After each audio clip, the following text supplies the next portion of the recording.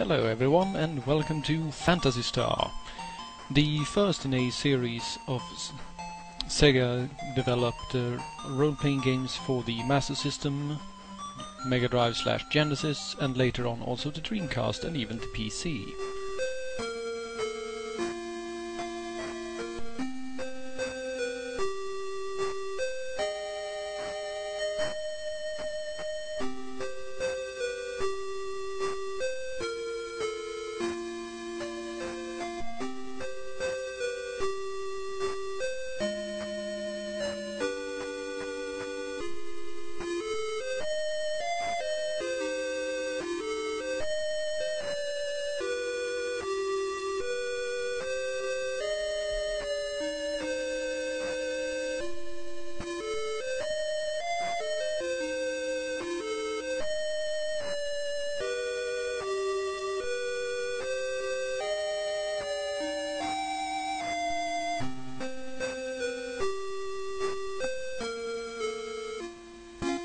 And with that little intro out of the way, we are thrust into control of Alice, the main protagonist of the game. Alice is by far the strongest party member we will have throughout the game, but she doesn't start out terribly impressive. Low stats, substandard equipment, no magic. This is an interesting part of Phantasy Star. Some dungeons are played out in a 3D mode, such as you can see here. Why exactly there is a small dungeon behind Alice's house is anyone's guess. However, it is a good idea to start by heading down here, because there is a treasure chest, which grants us 50 mesetas, which is a pretty decent starting purse for this little adventure.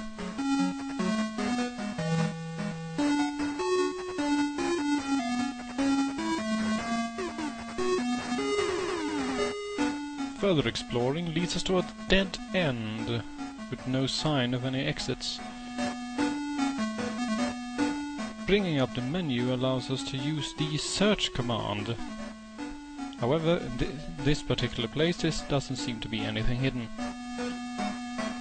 Well, that about does it for this dungeon, so we'll head back to the exit. This whole dungeon is basically an introductory one meant to get the player used to the fact that some dungeoneering will be expected. Let's talk to some of the locals and see what we can find out.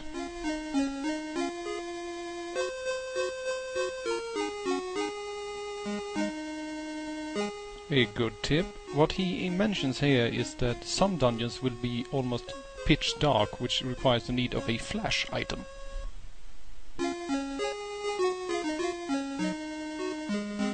A spaceport, eh? Yes, we will be visiting that soon enough.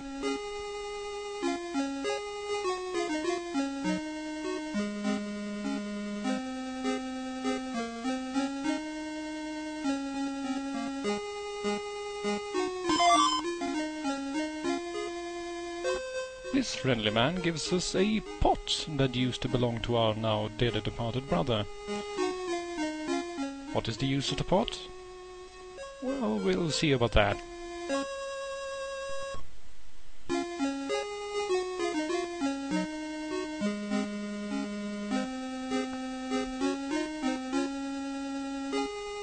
This is an interesting detail. Since all conversations are started by walking in front of NPCs, the game automatically teleports you to the side once you've finished talking.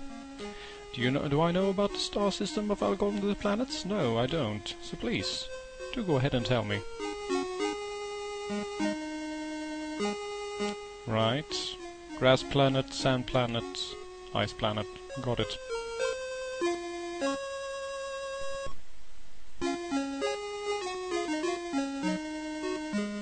I already talked to you once before, didn't I?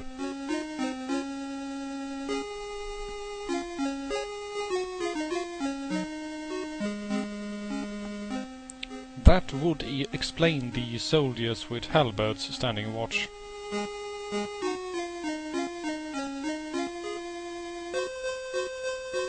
Another useful tip, since we will be coming across quite a few locked doors in the future.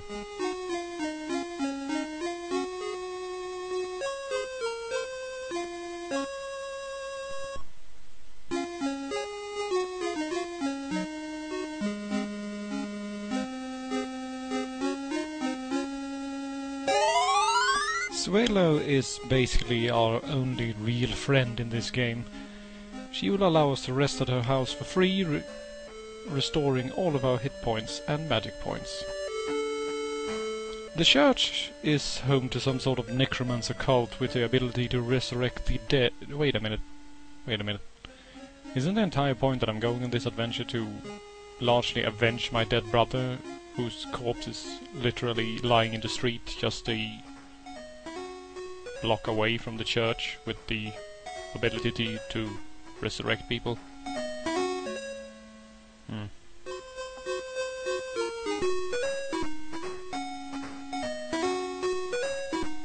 Make note that this is not a fast food shop, but a first food shop. Completely different.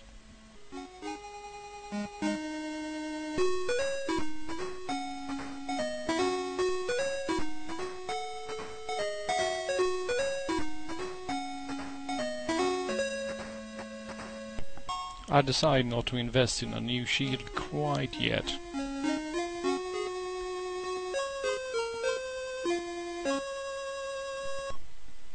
Armed guards are keeping us from entering the spaceport. So I suppose that we will just have to use the exit then.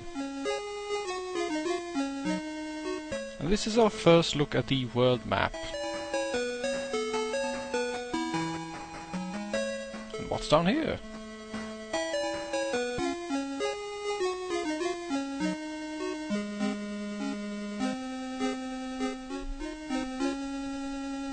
This is the Paralee residential area, apparently.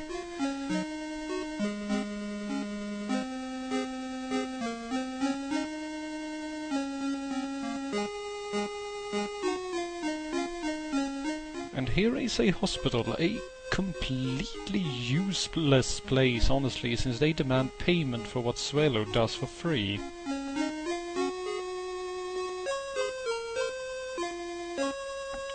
The forest is a dangerous place, yes. That's good to know, thanks for the tip.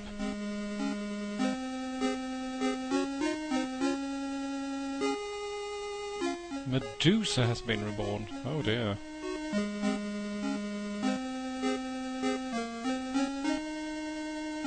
Ah, the poor town of Sion, yes. Our brother Nero spoke about that. We will have to head over there soon enough.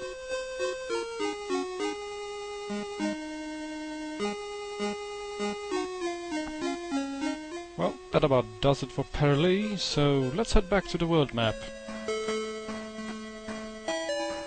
Before we do anything else, however, we should save the game so that we do not run into any unexpected game overs.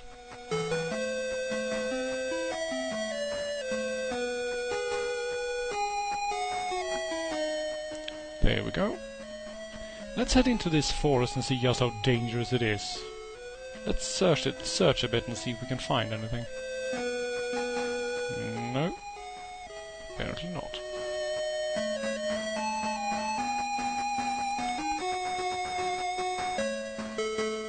This is me testing out the battle encounter system, only to realize that there are no encounters within the walls.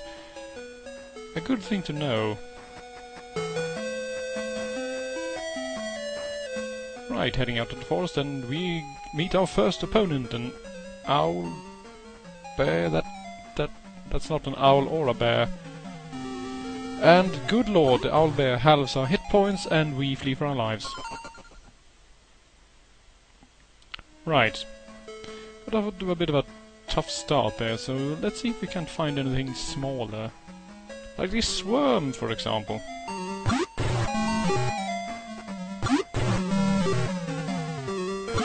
And we have our first kill. That strange bug was apparently carrying a treasure chest 4 times its own size.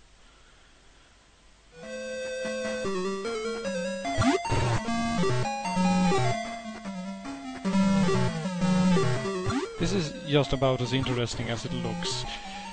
The early Phantasy Star experience basically consists of walking around and grinding and grinding and grinding. I have decided to cut out most of this grinding from the videos since, good lord, there is no need for you to watch all that. Hitting level 2 took approximately 5 minutes and didn't really raise our stats noticeably at all. I have a feeling that this is going to be a long adventure.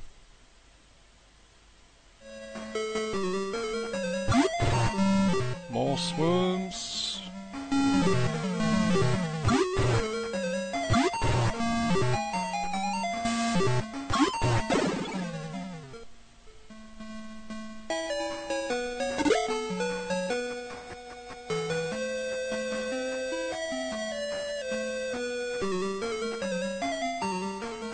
And these scorpions are very nasty at low levels, as you probably noticed. Running like a little bitch back to the residential district, I decided to have a look in the armory, because during my off-screen grinding, I took a look at the available weapons. I invested in that iron sword, because honestly, Alice's attack power is quite anemic at the beginning of the game, as in it literally takes her 3 to 4 hits to defeat the lowest level enemy in the game. Here's me walking into the armory store again, forgetting that you can't actually sell items to normal vendors, you have to visit the second-hand store.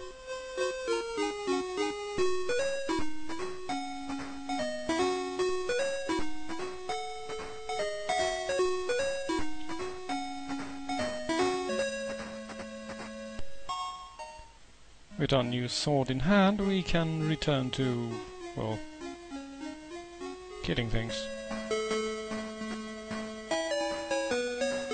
First, it's time to stop off at Swallows to restore our hit points.